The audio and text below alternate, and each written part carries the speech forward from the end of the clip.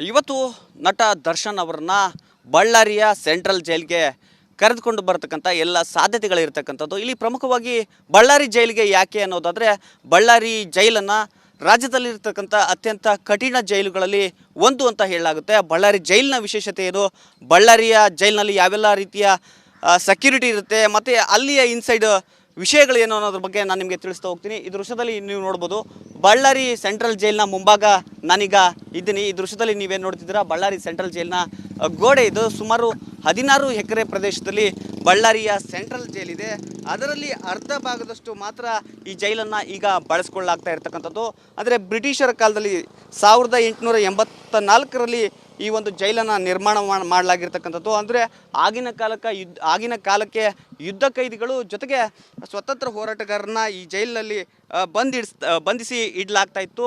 ಕಾಲಕ್ರಮೇಣ ಇಲ್ಲಿ ಎಲ್ಲ ರೀತಿಯ ಕ್ರಿಮಿನಲ್ಗಳನ್ನು ಕೂಡ ಇಲ್ಲಿ ಇಡೋದಕ್ಕೆ ಶುರು ಮಾಡಿದರು. ಪ್ರಮುಖವಾಗಿ ಬಳ್ಳಾರಿ ಸೆಂಟ್ರಲ್ ಜೈಲಿನಲ್ಲಿ ಈಗ ನೀವೇನು ನೋಡ್ತಿದ್ದೀರಾ, ಈ ಜೈಲಿನ ಗೋಡೆ ಸುಮಾರು 25ರಿಂದ 30 ಅಡಿ ಎತ್ತರವಾಗಿರ್ತಕ್ಕಂಥದ್ದು. ನಿಮಗೇನು ಅಲ್ಲಿ ಸೆಕ್ಯೂರಿಟಿಯ ಲೈನ್ಗಳನ್ನು ಕಾಣಿಸುತ್ತೆ.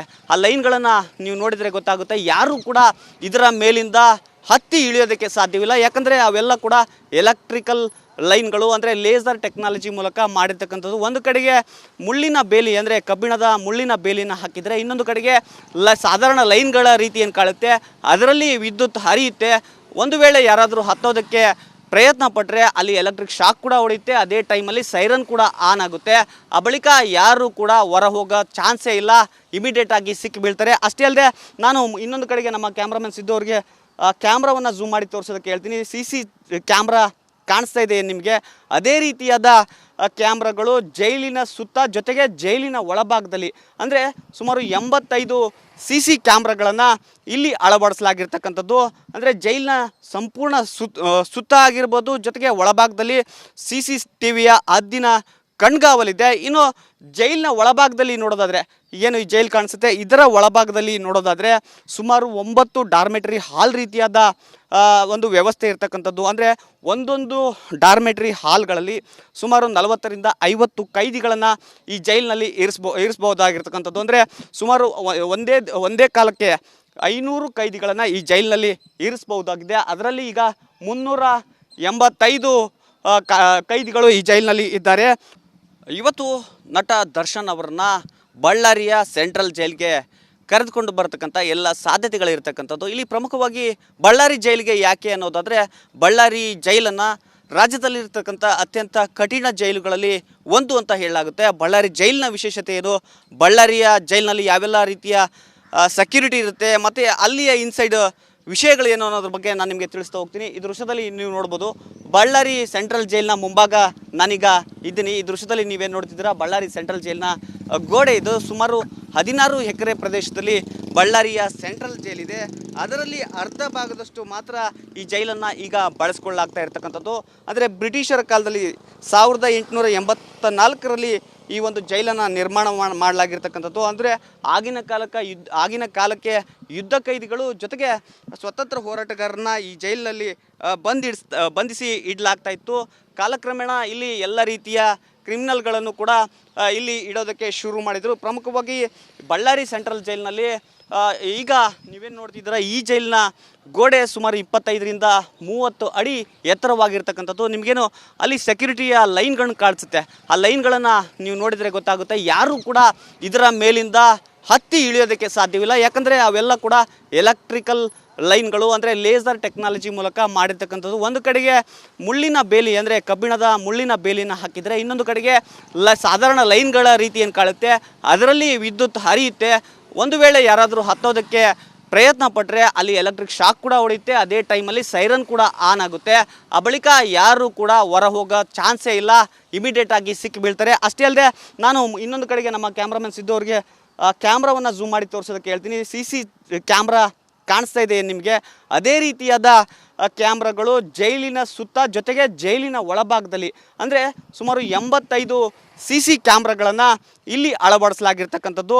ಅಂದರೆ ಜೈಲಿನ ಸಂಪೂರ್ಣ ಸುತ್ತ ಆಗಿರ್ಬೋದು, ಜೊತೆಗೆ ಒಳಭಾಗದಲ್ಲಿ CCTVಯ ಹದ್ದಿನ ಕಣ್ಗಾವಲಿದೆ. ಇನ್ನು ಜೈಲಿನ ಒಳಭಾಗದಲ್ಲಿ ನೋಡೋದಾದರೆ, ಏನು ಈ ಜೈಲು ಕಾಣಿಸುತ್ತೆ ಇದರ ಒಳಭಾಗದಲ್ಲಿ ನೋಡೋದಾದರೆ ಸುಮಾರು 9 ಡಾರ್ಮೆಟ್ರಿ ಹಾಲ್ ರೀತಿಯಾದ ಒಂದು ವ್ಯವಸ್ಥೆ ಇರತಕ್ಕಂಥದ್ದು. ಅಂದರೆ ಒಂದೊಂದು ಡಾರ್ಮೆಟ್ರಿ ಹಾಲ್ಗಳಲ್ಲಿ ಸುಮಾರು 40ರಿಂದ 50 ಕೈದಿಗಳನ್ನು ಈ ಜೈಲಿನಲ್ಲಿ ಇರಿಸ್ಬೋದಾಗಿರ್ತಕ್ಕಂಥದ್ದು. ಅಂದರೆ ಸುಮಾರು ಒಂದೇ ಕಾಲಕ್ಕೆ 500 ಕೈದಿಗಳನ್ನು ಈ ಜೈಲಿನಲ್ಲಿ ಇರಿಸಬಹುದಾಗಿದೆ. ಅದರಲ್ಲಿ ಈಗ 385 ಕೈದಿಗಳು ಈ ಜೈಲಿನಲ್ಲಿ ಇದ್ದಾರೆ. ದರ್ಶನ್ ಅವ್ರನ್ನ ಇಂದು ಬಳ್ಳಾರಿಯ ಸೆಂಟ್ರಲ್ ಜೈಲ್ಗೆ ಶಿಫ್ಟ್ ಮಾಡ್ತಕ್ಕಂಥ ಸಾಧ್ಯತೆ ಹಿನ್ನೆಲೆಯಲ್ಲಿ ನಿನ್ನೆ ರಾತ್ರಿಯಿಂದನೇ ಜೈಲಿನಿಂದ ಬಳ್ಳಾರಿ ಸೆಂಟ್ರಲ್ ಜೈಲ್ ಮುಂಭಾಗಕ್ಕೆ ದರ್ಶನ್ ಅಭಿಮಾನಿಗಳು ಬಂದು ಹೋಗ್ತಾ ಇರ್ತಕ್ಕಂಥದ್ದು. ಈ ದೃಶ್ಯದಲ್ಲಿ ತೋರಿಸ್ತೀನಿ. ಇವರೆಲ್ಲರೂ ಕೂಡ ದರ್ಶನ್ ಅಭಿಮಾನಿಗಳು ಬೆಳಗ್ಗೆ ಇವತ್ತು ಬಳ್ಳಾರಿಯ ಸೆಂಟ್ರಲ್ ಜೈಲಿನ ಮುಂಭಾಗ ಬಂದಿದ್ದಾರೆ. ಯಾಕೆಂದರೆ ಇವರು ದರ್ಶನ್ನ ನೋಡಬೇಕು ಅನ್ನುವ ನಿಟ್ಟಿನಲ್ಲಿ ಬೇರೆ ಬೇರೆ ಕಡೆಯಿಂದ ಬಂದಿರತಕ್ಕಂಥದ್ದು. ಈ ಸಾಕಷ್ಟು ಜನ ಇನ್ನೂ ನೋಡಲಾಗದೆ ಆ ಕಡೆ ಇರ್ತಕ್ಕಂಥದ್ದು, ಅಂದರೆ ಅವ್ರನ್ನ ಒಳಗಡೆ ಬಿಟ್ಟಿಲ್ಲ. ಈಗ ಇಷ್ಟು ಜನ ಒಳಗಡೆ ಬಂದಿದ್ದಾರೆ. ಇವ್ರನ್ನ ಮಾತನಾಡಿಸ್ತಾ ಹೋಗ್ತೀನಿ, ಏನು ಹೇಳ್ತಾರೆ ಕೇಳ್ತೀನಿ.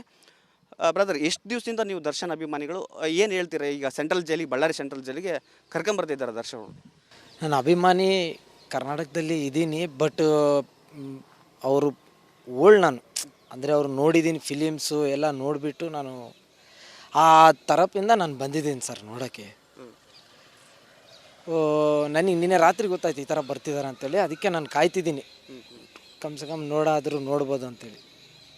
ಈಗ ದರ್ಶನ್ ಅವರು ಜೈಲಿನಲ್ಲಿದ್ದಾರೆ, ಈ ಕೊಲೆ ಪ್ರಕರಣದಲ್ಲಿ ಜೈಲಿನಲ್ಲಿದ್ದಾರೆ, ಏನು ಹೇಳ್ತೀರಾ ಇದ್ರ ಬಗ್ಗೆ? ನಾನು ಕೊಲೆ ಪ್ರಕರಣ ಕೇಳಿಲ್ಲ, ನಾನು ಜಸ್ಟ್ ಬರ್ತಿದ್ದಾರೆ ಬಳ್ಳಾರಿಗೆ ಅಂತೇಳಿ, ಬಳ್ಳಾರಿ ಜೈಲ್ ಶಿಫ್ಟ್ ಮಾಡ್ತೀವಿ, ಇವಾಗೆಲ್ಲ ಗೊತ್ತಾಗ್ತಿರೋದು ಈ ಥರ ಕೊಲೆ ಅಪಹರಣದಲ್ಲಿ ಇದ್ದಾರೆ ಅಂತ. ಇನ್ನೊಬ್ರು ಇದ್ದಾರೆ, ಅವ್ರನ್ನ ಮಾತಾಡ್ತೀನಿ. ಬ್ರದರ್, ನೀವೇನು ಹೇಳ್ತೀರಿ? ಎಷ್ಟು ವರ್ಷದಿಂದ ದರ್ಶನ್ ಅಭಿಮಾನಿ? ಈಗ ಬೆಳಗ್ಗೆನೇ ಬಂದಿದ್ದೀರಾ, ನಿಮಗೆ ಹೆಂಗೆ ಗೊತ್ತಾಯಿತು? ಸರ್, ನಮಗೆ ಬಂದ್ಬಿಟ್ಟು ನ್ಯೂಸಲ್ಲಿ ಗೊತ್ತಾಗಿದೆ. ನಮಗೆ ನ್ಯೂಸ್ ಅನೌನ್ಸ್ ಮಾಡಿದ್ರು ನಿನ್ನೆ, ಹಂಗಾಗಿ ನಾವು ಬಂದ್ಬಿಟ್ಟು ರಾತ್ರಿ 3 ಗಂಟೆಯಿಂದ ಕಾಯ್ತಾ ಇದ್ದೀವಿ. ಬೆಳಗ್ಗೆ 3 ಗಂಟೆಯಿಂದ ಇಲ್ಲಿ 3 ಗಂಟೆಯಿಂದ ಕಾಯ್ತಾ ಇದ್ದೀವಿ. ಅದು ಇನ್ನು ಸಾರು ಬಂದಿದ್ದಿಲ್ಲ, ನಮ್ಮ ಬಾಸ್ ಬಂದಿಲ್ಲ, ಅದಕ್ಕೋಸ್ಕರ ನಾವು ವೇಟ್ ಮಾಡ್ತಾ ಇದ್ದೀವಿ. ಸುಮಾರು ಬಂದ್ಬಿಟ್ಟು ಒಂದು 20 ವರ್ಷ, ಒಂದು 15 ವರ್ಷದಿಂದ ನಾನು ಫ್ಯಾನ್, ಡಿ ಬಾಸ್ ಫ್ಯಾನ್. ಹಂಗಾಗಿ ಸ್ವಲ್ಪ ಸಂಕಷ್ಟದಲ್ಲಿದ್ದಾರಲ್ಲ, ಏನು ಹೇಳ್ತೀರಿ? ಅದು ಕಾನೂನು ಪ್ರಕಾರ ಪೊಲೀಸರು ಇದ್ದಾರೆ, ಎಲ್ಲ MLAಗಳು, DC ಗಳು ಎಲ್ಲ ಅದೇನಿದ್ರು ಕಾನೂನು ಪ್ರಕಾರ ಅವ್ರು ನೋಡ್ಕೊತ ಇದ್ದಾರೆ. ನಮಗೇನು ಗೊತ್ತಾ, ಅಭಿಮಾನ ಮುಖ್ಯ. ನೀವೇನು ಹೇಳ್ತೀರಾ? ನಾನು ಬೆಳಗ್ಗೆ 5 ಗಂಟೆಯಿಂದ ಬಂದಿದ್ದೀನಿ. ಎಲ್ಲಿಂದ ಬಂದಿರಾ? ಇಲ್ಲೇ ಲೋಕಲ್. ಏನು ಹೇಳ್ತೀರಾ? ದರ್ಶನ್ ಅವರು ಈಗ ಜೈಲಲ್ಲಿದ್ದಾರೆ, ಈ ಥರ ಮಾಡಬಾರ್ದಾಯಿತು, ತಪ್ಪು ಅಂತಲೇ ಹೇಳ್ಬೋದು. ಇದು ಬೇಜಾರು ಅನ್ಸುತ್ತಾ ಜೈಲಲ್ಲಿ? ಅನಿಸುತ್ತೆ. ಅಪ್ಪು ಅಭಿಮಾನಿ ನಾನು. ನೀವು ಅಪ್ಪು ಅಭಿಮಾನಿನ ದರ್ಶನ್ ಅಭಿಮಾನಿ? ಅಪ್ಪು ಅಭಿಮಾನಿ. ಆದರೂ ಕೂಡ ದರ್ಶನ್ ಅವ್ರು ನೋಡೋಕೆ ಬಂದಿದ್ದೀರಾ? ನೋಡೋಕೆ ಬಂದಿದ್ದೀವಿ. ಅವರು ಇಲ್ಲ ಆದರೂ ಎಲ್ಲರೂ ಒಂದೇ ಥರ ಅಂತೇನೆ ಅಂದ್ಕೊಂಡು ನೋಡೋಕೆ ಬಂದಿದ್ದೀನಿ. ಇನ್ನೊಬ್ರು ಇದ್ದಾರೆ, ಅವ್ರನ್ನ ಮಾತನಾಡ್ತೀನಿ. ಅಣ್ಣ, ಎಷ್ಟು ಗಂಟೆಗೆ ಬಂದಿರ ಜೈಲ್ ಹತ್ರ? ಏನು ಹೇಳ್ತೀರಾ? ದರ್ಶನ್ ಅವರು ಈಗ ಜೈಲಲ್ಲಿದ್ದಾರೆ. ನಾವು ರಾತ್ರಿ 1 ಗಂಟೆಗೆ ಬಂದ್ವಿ. ಎಲ್ಲಿಂದ ಬಂದಿರಿ? ಶಿರಗುಪ್ಪಲಿಂದ ಬಂದ್ವಿ. ಏನು ಹೇಳ್ತೀರಿ ಈ ಪ್ರಕರಣಕ್ಕೆ ಸಂಬಂಧಪಟ್ಟಂಗೆ? ಮಾಡೋದು ತಪ್ಪು ಕೆಲಸ, ಮಾಡಬಾರ್ದಾಯ್ತು, ತಪ್ಪಾಗಿದೆ. ಈಗ ನೀವು ಜೈಲು ಮುಂದೆ ಬಂದಿದ್ದೀರಾ, ಅಭಿಮಾನಕ್ಕೋಸ್ಕರ ಬಂದಿದ್ದೀರಾ ಅಥವಾ ಬೆಂಬಲ ವ್ಯಕ್ತಪಡಿಸಕ್ಕೆ ಬಂದಿದ್ದೀರಾ? ಅಭಿಮಾನಕ್ಕೆ ಬಂದು ಅಭಿಮಾನ ನೋಡ. ಇದಿಷ್ಟು ದರ್ಶನ್ ಅಭಿಮಾನಿಗಳ ಮಾತು. ಅಂದರೆ ಬೆಳಗ್ಗೆ 3 ಗಂಟೆಯಿಂದನೂ ಕೂಡ ನಾವಿಲ್ಲಿ ಕಾಯ್ತಾ ಇದ್ದೀವಿ. ದರ್ಶನ್ ಅವರು ಬರ್ತಾರೆ ಅಂತ ವಿಷಯ ಗೊತ್ತಾದ ಮೇಲೆ ನಾವು ಇಲ್ಲಿಗೆ ಬಂದಿರತಕ್ಕಂಥದ್ದು. ಬಂದ ಮೇಲೆ ನೋಡ್ಕೊಂಡು ಹೋಗ್ತೀವಿ. ಆದರೆ ಕೊಲೆ ಪ್ರಕರಣದ ಬಗ್ಗೆ ನಮಗೆ ಗೊತ್ತಿಲ್ಲ, ಕಾನೂನಿದೆ, ಪೊಲೀಸರಿದ್ದಾರೆ, ಅದನ್ನೆಲ್ಲವನ್ನು ನೋಡ್ಕೊಳ್ತಾರೆ. ಆದರೆ ನಮಗೆ ಅಭಿಮಾನ ಮಾತ್ರ ಮುಖ್ಯ ಅಂತ ಇಲ್ಲಿ ಹೇಳ್ತಾ ಇರ್ತಕ್ಕಂಥದ್ದು. ಕ್ಯಾಮ್ರಾ ಪರ್ಸನ್ ಸಿದ್ದು ಜೊತೆ ರೇಣುಕಾ ರಾಧ್ಯ, ರಿಪಬ್ಲಿಕ್ ಕನ್ನಡ, ಬಳ್ಳಾರಿ.